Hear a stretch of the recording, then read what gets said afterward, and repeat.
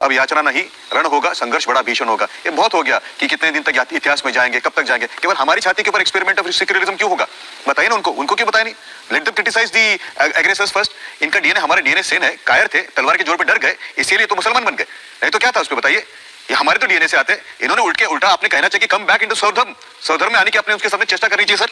आप जैसे पढ़े लिखे लोग जब ये कहते हैं कि नहीं तब हमको बड़ा डर लगता है। राहुल देव जी, डर हमको उनसे नहीं लगता जिन्होंने एग्रेशन किया था हमारे अगेंस्ट। दूसरी बात मैं आपको बताऊं, ये तीन हमारी आस्था का प्रश्न है, जिसकी आस्था मर जाती है सब। बाबा ने यही कहा कि हमें बाबा ने हमारे आस्था कंटेक्स्ट में विनीत जी बाबा ने, क्योंकि राहुल जी ने कहा इस तरह की कविता बाबा ने विधानसभा में, बाबा ने कहा ये सोच के लोग हैं, कंपैरिजन किया, ये वो सोच के लोग हैं। राहुल देव जी मेरे पिता तुल्य, लेकिन ऐसी जो सोच है उसी को तो दुर्योधन कहेंगे और क्या कहेंगे राहुल जी।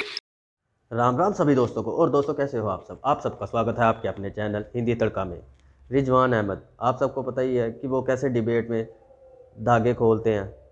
इस बार धागे खुले मुमताज़ रिजवी के, जिन्होंने कहा कि हाँ भाई मोदी जी को ध्यान देना चाहिए, खुदा खुदाई नहीं करनी चाहिए, खुदा खुदाई में कुछ नहीं निकलेगा।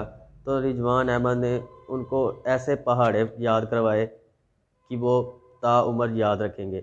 और ऊपर से विनीत गोयनका जी, उन्होंने तो ये भी कह दिया है कि हाँ ये वो मुसलमान हैं जिन्होंने तलवार के जोर पे सलवार डाली। आगे आप खुद देखिए इस वीडियो में। अगर आप चैनल पर नए हैं तो चैनल को सब्सक्राइब करें और वीडियो को लाइक एंड शेयर भी करें और घंटा भी जरूर दबाएं। धन्यवाद। ये जो सरकार है, ठीक है, ये कम से कम जो धार्मिक मामलात है उसको लेकर के राजनीति न करे। और मैं बार बार हर जगह ये बात कहता हूं कि देखिए, खोदना बंद कीजिए। हम चांद पर पहुंच गए हैं, अब चांद का सफर कीजिए। खोदने से कुछ मिलने वाला नहीं है। कुछ मिल रहा है देखिए, महाभारत करने की कोशिश न कीजिए। ये जो है नहीं हमारे मैं क्या कह रहा हूँ, शांति सोचने का काम बंद करके हमें चांद का सफर करना चाहिए, विकास की बात करनी चाहिए, रोजगार की बात। ठीक है, doctor Rizwan ending comments doctor साहब बोलिए। अभी 2 दिन पहले बागपत के लक्ष्य ग्रह का फैसला आया है, 1952 में सर्वे हुआ था, जिसको मजार बना दिया था।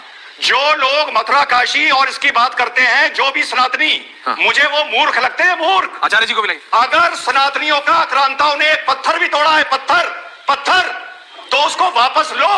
अगर मैं सनातनी होता और आक्रांताओं ने मेरे लड़वाना चाहते हो, तोड़ा होता, लड़वाना चाहते हो, देश को तुम बर्बाद करना चाहते हो, हमारी यही मंशा है। और भाटिया जी स्टूडियो भाटिया जी, शर्मा टाइम कितना बचा बताओ। अगर हिस्ट्री की बात कर रहे हैं तो बाबर ने, अकबर ने, हमारे गुरुद्वारों पे भी, हरमंदिर साहब पे भी कई बार उन्होंने कब्जा किया है। और कई बार वो कब्जा सिखों ने छुड़वाया। ये हिस्ट्री है और ये हिस्ट्री में लिखा है, उसमें कोई गलत नहीं है। नहीं तो आज हरमंदिर साहब पर भी कोई मस्जिद होती और वो मस्जिद छुड़वाई गई, वहां से हटाई गई, उसी वक्त हटाई गई। ये कमजोरी रही है हमारे सनातनी भाइयों की, जो शायद आज तक नहीं कर पाए। आज अगर वो कर रहे हैं तो इसमें कोई गलत नहीं कर रहा। ओके, मैं डॉक्टर रिजवान से पूछ रहा हूं और दूसरी तरफ रिजवी साहब और रतिंदर भाटिया है, क्योंकि कल जब मैं बात कर रहा था तो सब बोल रहे थे कि जी आप सिखों का रिप्रेजेंटेशन नहीं लाते, आप पारसियों का नहीं लाते, आप क्रिश्चियंस का नहीं लाते। सबको आज मैंने कोशिश की है जितना मैं कर सकूं। रिजवान साहब, पहले मैं आपसे पूछ रहा हूं कि बाबा ने जो कहा आज उत्तर प्रदेश में, क्या कुछ गलत कहा?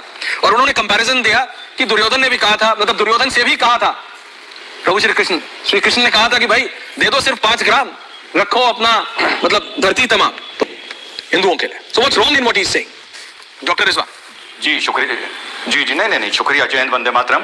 अभी मुझसे पहले जो साहब बोल रहे थे, हमारे वरिष्ठ साथी पैनलिस्ट, कि योगी जी सिर्फ एक धर्म विशेष हिंदू की बात ना करें। देखिए, जब प्रभु राम की बात होती है या काशी की बात होती है, तो बात यहाँ ये नहीं है कि हिंदू के लिए मंदिर बनाया जा रहा है। बात ये है कि इतिहास में अगर कुछ गलत हुआ है उसे ठीक किया जा रहा है। तो मैं तो ऐश्वर्या भाई बहुत सारे पैनल्स में ये बात बोल चुका हूं कि मुगल्स के बाद हिंदुस्तान में मराठा एम्पायर भी रहा, पंजाब हरियाणा साइड में, जम्मू और कश्मीर में सिख एम्पायर भी रहा, कई सौ साल रहा, 250 साल लगभग ये सारे दोनों एम्पायर मिला के रहे हैं। आई माइट भी थोड़ा बहुत आगे पीछे हो सकता है। अगर इस दौर में कोई बड़ी मस्जिदें तोड़ के भी गुरुद्वारे और मंदिर बनाए गए हों, तो मुसलमान उसकी भी लिस्ट दे सकता है, मुसलमान उसकी भी लिस्ट दे सकता है। सुप्रीम कोर्ट वो आपकी भी सुनेगा, क्यों नहीं सुनेगा? बट अफसोस इस बात का होता है जब तोड़ फोड़ की बात आती है, वो उंगली मुसलमानी पर क्यों उठ जाती है?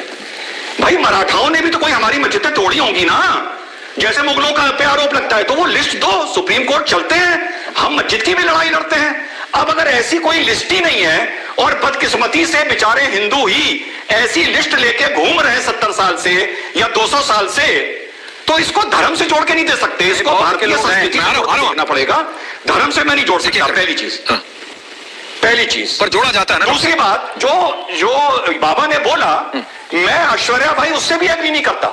ना ना ना ना ना, मैं क्यों दे दूं काशी विश्वनाथ की मस्जिद, मैं नहीं दूंगा।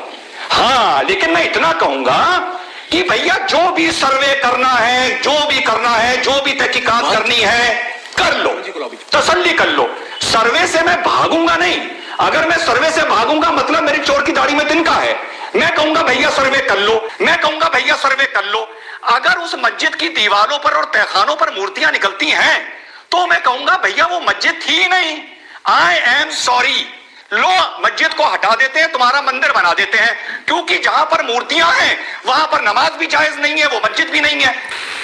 देखिए, जो देव साहब ने अभी बोला वो आधा तो हमारे रिजवी भाई ने पढ़ के सुना दिया, आधा नहीं सुनाया। उन्होंने ये बोला कि ये तीनों स्थान हिंदुओं को हैंड ओवर कर दो।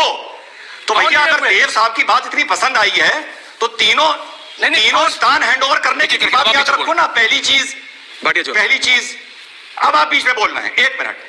और जो अभी सबने बोला कि साहब किसकी पहचान कहां से है, तो जरा देश से अंतरराष्ट्रीय चला जाऊं तो भैया अल अक्सा को भी भूलो ना। 1400 साल पुराना विवाद है, भूलो अल अक्सा को। अरे साहब, इतिहास भूलने के लिए नहीं होता देव साहब। अगर इतिहास भूलने के लिए होता तो सब्जेक्ट में हिस्ट्री ना पढ़ाई जाती। लेकिन इतिहास सीखने अगर क्या आप चाहते हैं कि कश्मीर के पंडित अपना इतिहास भूल जाए? होता है गलतियां। अरे तुम चुप रहो। अरे क्या आप चुप रहो ऐश्वर्या? क्या आप चाहते हैं कि सरदार दिल्ली के दंगे भूल जाएं? जो पिछलों ने क्या आप चाहते हैं कि हिंदू क्यों बोल रहे हैं? सुनने की आदत डालो, सुनने की आदत। Thank you. अभी बच्चे हो तुम, बच्चे। रिलैक्स डॉक्टर रिजवान, और बड़ा नहीं होता है। अच्छा, बड़ी खुशी की बात है। Okay, relax please relax. इतिहास भूलने के लिए नहीं होता। 30 सेकंड डॉक्टर साहब बोलिए। भारत की संस्कृति को 30 सेकंड डॉक्टर रिजवान। मुगलों ने खंडित किया है, अगर भारत की संस्कृति को मुगलों ने खंडित किया है तो हमारा मुगलों से कोई लेना देना नहीं। जिसने खंडित किया है मुगल जाने और हिंदू जाने, ये बीच में मुसलमानों के पेट में कुदरत होता है। ओके, एक बात से मैं इसकी बिल्कुल बात करता हूं कि रण का शब्द यूज करना ठीक नहीं, लेकिन जो मांग की है योगी जी ने, जो बात की है योगी जी ने, वो भी कुछ गलत नहीं है। मैं तो सिर्फ इतना कहूंगा, ये जो पॉलिटिकल पार्टियों ने मुस्लिम आस्था के बड़े केंद्र है हिंदू धर्म के, वो 3 आस्था के केंद्र जो साबित हो गए कि जहां पर पहले से मंदिर थे, अगर पूजा या नमाज पढ़नी है, नमाज पढ़ने के लिए बहुत जगह कहीं भी पढ़ी जा सकती है, खुशी से भी जा सकती है। अगर वो स्वेच्छा से दे, अगर मुस्लिम भाई हमारे स्वेच्छा से गए कि भाई ये तुम्हारी जगह थी, प्रूवन है, देखा है, देख लिया है, भाई तुम यहाँ पर मंदिर बनाओ, हम नमाज पढ़नी है दूसरी जगह पढ़ी। हजार भैया जहां पर मंदिर था या जमीन अपनी नहीं खरीदी हुई थी, वहां पर नमाज पढ़ी नहीं जा सकती, वहां पर बनाई नहीं जा सकती मस्जिद। ये तो आप ही लोग बोल रहे हैं, तो फिर इसमें झगड़ा कहाँ है?